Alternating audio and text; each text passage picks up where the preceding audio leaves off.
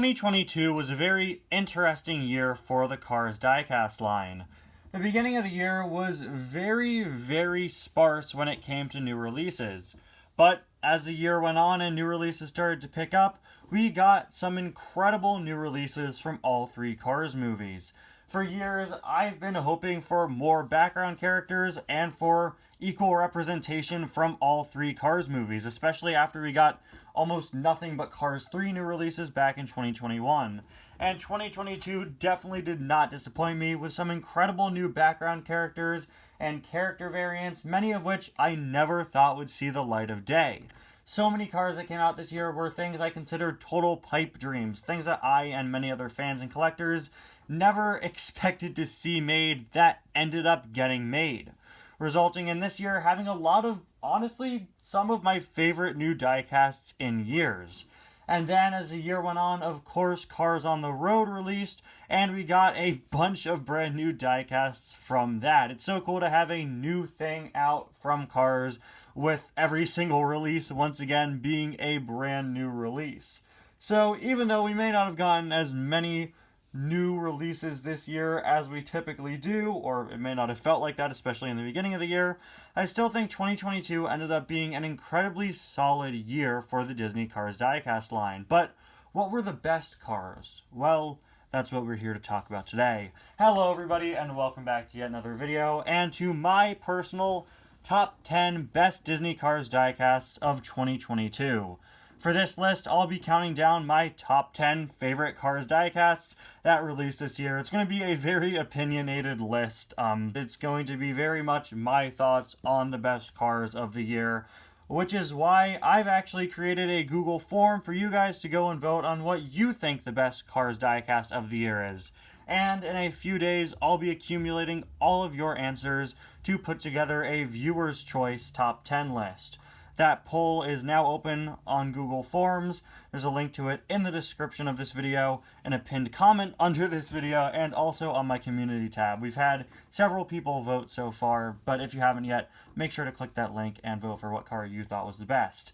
Now for some rules. In order to qualify for this list, a car must simply be from the Cars Diecast line in 2022. It could be a part of the 2022 main line, a side series like the NASCAR Racers or Welcome to Radiator Springs or the Color Changers, and that's basically it. It has to be a new release from 2022. It can't be a new release from 2023 like Gearston Marshall. Even though he released in December of 2022, he is considered a 2023 release. I'm also not going to be including Peggy Liner, who was also released in December of 2022, so I consider her more of sort of a 2023 release. With all that out of the way, though, let's just get started with the list already. At spot number 10, we have the first new single of the year, Jay with VR headset. Accidentally mislabeled as Sudeep with VR headset, this guy is really something special. This is a car that I've wanted for years. In fact, I included him in my first ever episode of Disney Cars Diecast That Should Be Made. It was unfortunate that we only got one of the two of the VR trainees. It was even more unfortunate that Mattel messed up his name. But this really is a great diecast. I've said before that I love when characters who don't typically get variants get new variants. And even though I'm not the biggest fan of the Rusty's Racing Center trainees, this is a diecast that I think was long overdue. It's from a really funny joke from the movie, just a really funny visual, and having that encapsulated in diecast form is awesome. Not to mention, the sculpting on this guy is great. Raised up a bit to make it look like he's sort of reaching forward. He has a unique expression for a Rusty's Racing Center trainee, and he has the VR headset, which is really well put together. It isn't removable, but it is a really nice piece. Hopefully in 2023, we see the other VR trainee get released, who is Sudeep. This isn't. They messed up with him. At spot number 9, we have Racing Center Cruz Ramirez. I actually wasn't even going to put this on the list at first, but then I simply looked at this car again and immediately realized, no, this needs a spot on the list. This car looks absolutely stunning. The metallic color scheme for it is honestly beautiful and one of the best metallic color schemes I think we've ever gotten on a Cars diecast. At first I complained that it wasn't that accurate to the actual Cars on the Road series, but now I don't really think that's true. I think the color scheme is pretty accurate to the series. Maybe not the wheels. The wheels should probably be a bit darker. I would love to have put this Cruze up higher on the list because it really is just a stunning looking car. It just looks so good and so cool, and this color scheme just looks so awesome on a diecast. And it really shows you how great of a year it was for Cars diecast when something that looks this good is at spot number 9. Speaking of cars with interesting metallic designs, spot number 8 goes to That's Jammin'. This car has an incredibly unique mold. Being based off of a Salt Flats prototype racer, he's really cool and really different, to the point where a lot of people didn't really like him when he first got revealed. A lot of people thought he looked bad, and I think that all came out of the fact that the first piece of merchandise revealed for him was his color changer, which looks kind of off because it wasn't able to pull off the shiny, unpainted prototype aesthetic that they were going for with DATS. What I love about the That's Jammin' diecast so much is this incredible metallic color scheme that really looks like a car that hasn't been painted yet. It really hammers home the fact that this is supposed to be a prototype car with this strange, unique mold. I will say, I'm not sure how accurate this is, but I wish he were a bit bigger. I feel like he's a bit too small. And yeah, maybe he does look a little odd because there's not much surface area to work with the eyes or mouth. But man, this is one cool looking car and certainly stands out. And unlike most of the other Salt Flats racers, who I think look pretty bad because of their fully white painted wheels, Dats doesn't look too bad. Probably because his wheels are almost completely covered. At spot number 7, we have the Circus Stunt Performer. Exclusive to the Showtime Story Pack, this Pity is just such a well-detailed and funny little clown car. I absolutely adore this diecast. It's just so funny to me having this clown Pity with full clown paint and makeup and everything, and it really is a very uniquely detailed diecast that isn't going to look like anything else in your collection. It even stands out amongst its other clown cars and really is a very cool one. It takes a pretty standard Pity design that we've seen all over the Cars franchise, slaps a clown nose and some funny makeup onto it, and makes for a really great release. If only it had a name that was better than Circus Stunt Performer, though. Alright, now we're getting into the cars that I really like. Spot number 6 goes to Keith Cone.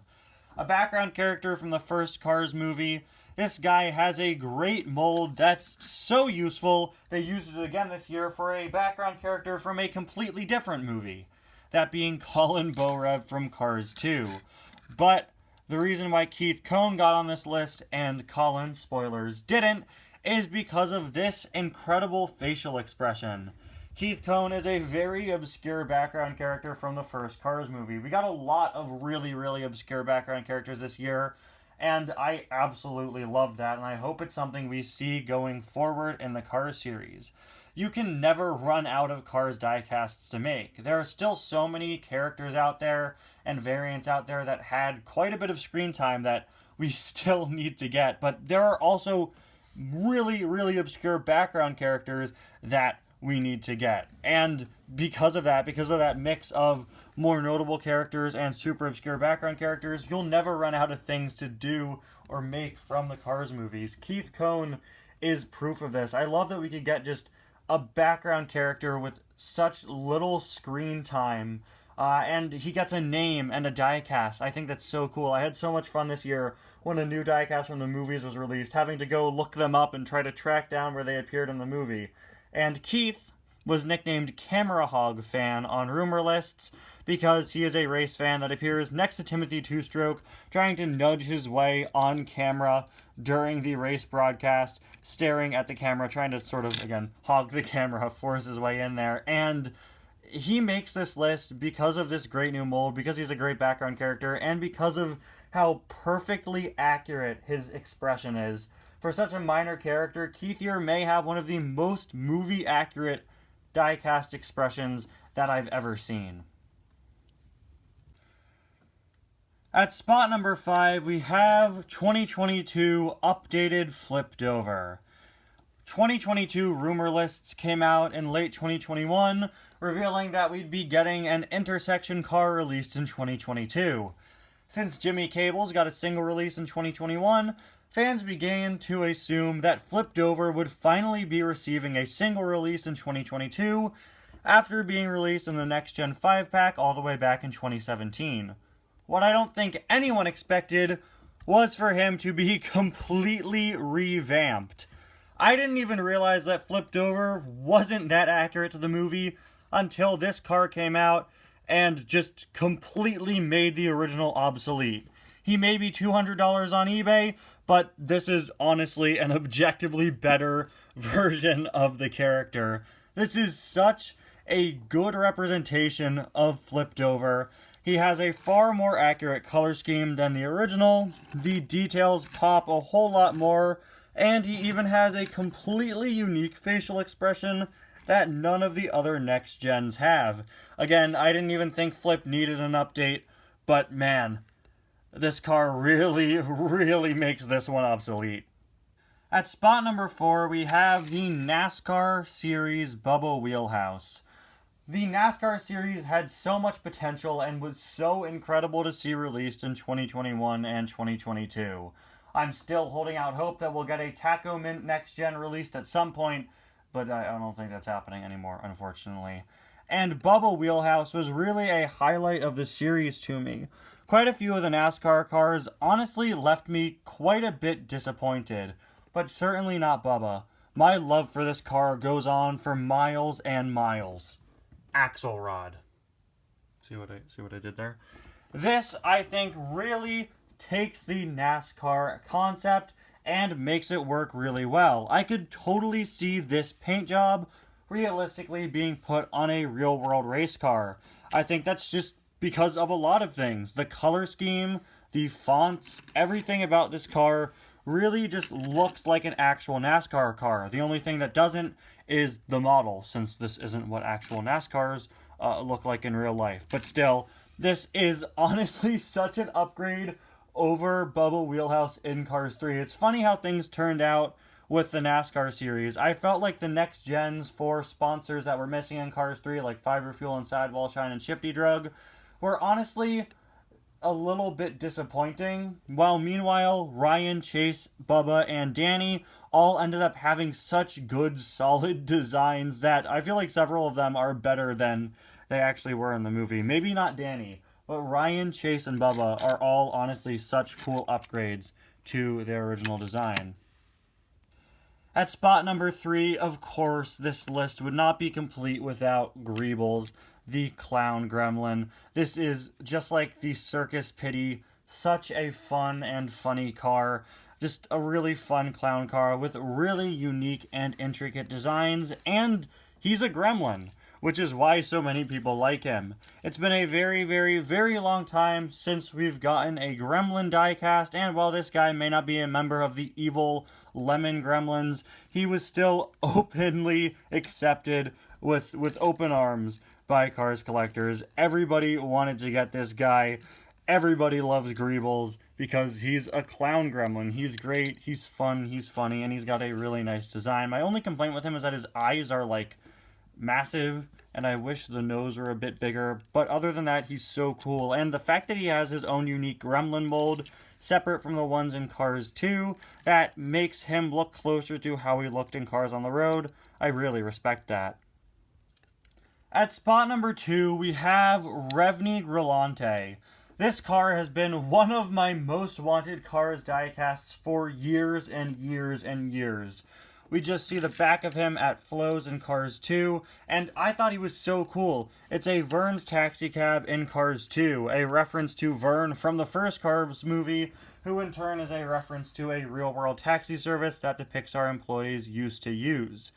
I put him in my first ever episode of Cars That Should Be Made, much like the trainees with headsets, and I never expected him to be released. And then he was this year, and man, he's just so awesome. He really isn't anything too special in terms of diecast design, but to me, he really is something special.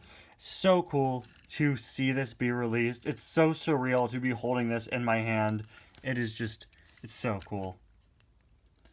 Before we get to spot number 1, I'd like to briefly go over some honorable mentions. Up first, the Cave Lightning McQueen color changer. This year was pretty hit or miss for color changers. Fans started to get really annoyed with the amount of items we got this year as color changers that we are still yet to receive as regular diecasts. We also got 5 different on-the-road McQueen color changers this year, which also got pretty annoying pretty fast. And I felt like a lot of the color changes this year just didn't really work as advertised. Many of them didn't really match the color on their card back that they were supposed to change to. But Cave McQueen works pretty well. And he has a really good mold that looks really perfect and acts as a pretty good stand-in since we still don't have a regular Cave McQueen diecast. This really shows you how good color changers can look nowadays and how great their molds can be. He also has some really good color changing. He changes from a sort of off-white to red, and the fact that he's one completely blank color with no decals really means that the change in color is very noticeable, and the 2 colors they chose are both pretty solid choices. The only reason why I didn't get up higher on the list is because he's not the regular diecast. It still doesn't exist yet. Another pretty solid color changer from this year was the Baby Quadratorchosaur. Although I didn't really think its color changing worked as well as, say, Cave McQueen, its 2 colors seemed to blend together pretty quickly. The colors would change really fast, and maybe that was just the water I was using. I think it was the water I was using, but also the 2 colors for him being sort of an earth orange and an earth green. They could have picked some more different colors than him. This stands out for being one of the only color changers to not have one of its colors be its regular color. In the series, these are depicted as sort of a dark yellow color, but again, the color changer changes from orange to green.